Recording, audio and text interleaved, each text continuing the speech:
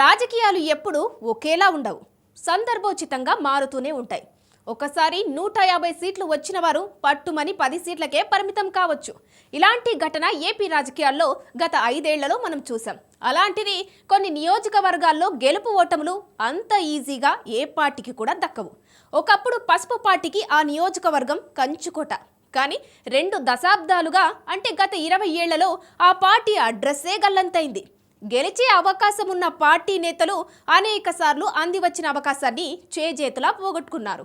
వరుస పరాజయాలతో పార్టీ కార్యాలయం ఎక్కడా అని చూసుకోవాల్సిన పరిస్థితి ఆ నియోజకవర్గంలో ఏర్పడిందట. అలాగని వారేమన్నా సైలెంట్గా ఉన్నారా అంటే అది కూడా కాదు.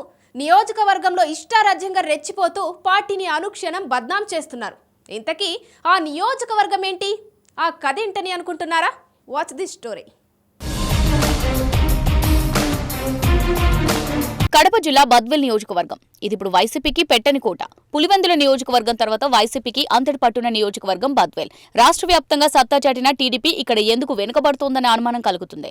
నియోజకవర్గంలో టీడీపీ ఉనికి ప్రశ్నార్థకమైన భావన ఉంది. అంతంతగానే ఉన్నా అది ఉన్నా కూడా లేనట్టే అనిపిస్తుంది. ప్రతి విషయంలో టీడీపీ నేతలకు స్థానిక వైసీపీ నేతలతో మంచి సంబంధాలున్నాయని పసుపు పార్టీ కార్యకర్తలే నమ్ముతున్నారు. ప్రతిసారి ఎన్నికల సమయంలో వైసీపీతో కుమ్మక్కవుతారని ప్రచారం ఉన్నప్పటికీ మొన్న ఎలక్షన్ వరకు పెద్దగా నమ్మేవారు కాదు. కానీ వరుసగా 5 సార్లు ఓడిపోయిన తర్వాత నమ్మకుండా ఎలా ఉంటారు? అందుకే అక్కడ ఉన్న టీడీపీ లీడర్లు, క్యాడర్ తమకు కొత్త నాయకుడు వస్తే బాగుండని ఆశగా ఎదురుచూస్తున్నారు. 25 ఏళ్లు టీడీపీని విజయానికి దూరం చేసిన ఆ నాయకులు ఎవరైనాగా మీ సందేహం? వారే కొనిరెడ్డి విజయమ్మ, ఆమె కొడుకు రితీష్ రెడ్డి.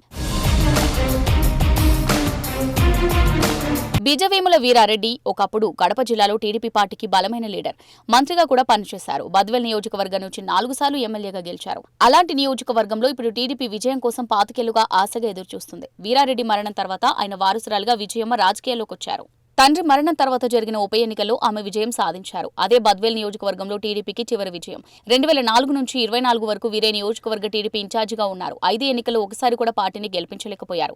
తాజాగా జరిగిన 2024 ఎన్నికల్లో ఆమె కొడుకు రితీష్ రెడ్డి అమ్మకు తోడుగా పూర్తి స్థాయిలో రాజకీయాల్లో ఉన్నాడు. ఈసారి ఎలాగైనా టీడీపీని గెలిపించడం కోసం ఎన్నికల ముందు పాదయాత్ర కూడా చేశాడు. అయితే రితీష్ రెడ్డి పార్టీలో యాక్టివ్ ఉన్నప్పటి నుంచి సీనియర్ లీడర్లందరూ పార్టీకి దూరమయ్యారు. తన చుట్టూ ఉండే 5-6 భజన బ్యాచ్తోనే రాజకీయం చేస్తూ రావడంతో పార్టీకి దన్నుగా ఉన్న నేతలు ప్లేట్ ఫిరాయించేశారు.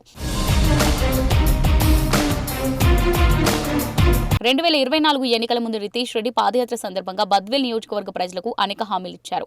పార్టీ అధికారంలోకి రావడంతో ఆ హామీలు నెరవేర్చే అవకాశం ఉన్నప్పటికీ దందాలకు, భూ కబ్జాలకు అవకాశం కల్పిస్తున్నారన్న టాక్ వినిపిస్తుంది.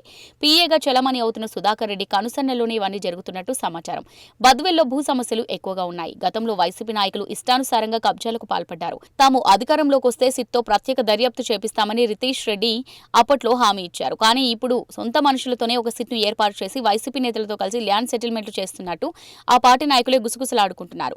రితీష్ రెడ్డి వ్యవహారం చూసిన తర్వాత సీఎం చంద్రబాబు నాయుడు అపాయింట్మెంట్ ఇవ్వడం కూడా మానేశారట. చంద్రబాబు దగ్గర ప్రాధాన్యత లేకపోవడంతో తన మామ ఆనం రామనారాయణ రెడ్డి మంత్రి పదవిని అడ్డం పెట్టుకుని బయట జిల్లాలో కూడా దందాలు చేస్తున్నట్టు ప్రచారం జరుగుతుంది. తన సన్నిహితుడి ద్వారా మామ నియోజకవర్గం నుంచి అక్రమంగా ఇసుక రవాణా చేస్తూ బాగానే వెనకేసినట్టు సమాచారం. రితీష్ రెడ్డి రాజకీయం చూసిన తర్వాత వాళ్ళ అమ్మ విజయమ్మే ఎన్నో రేట్లు మేలంటూ నియోజకవర్గంలో గుసగుసలాడుకుంటున్నారు.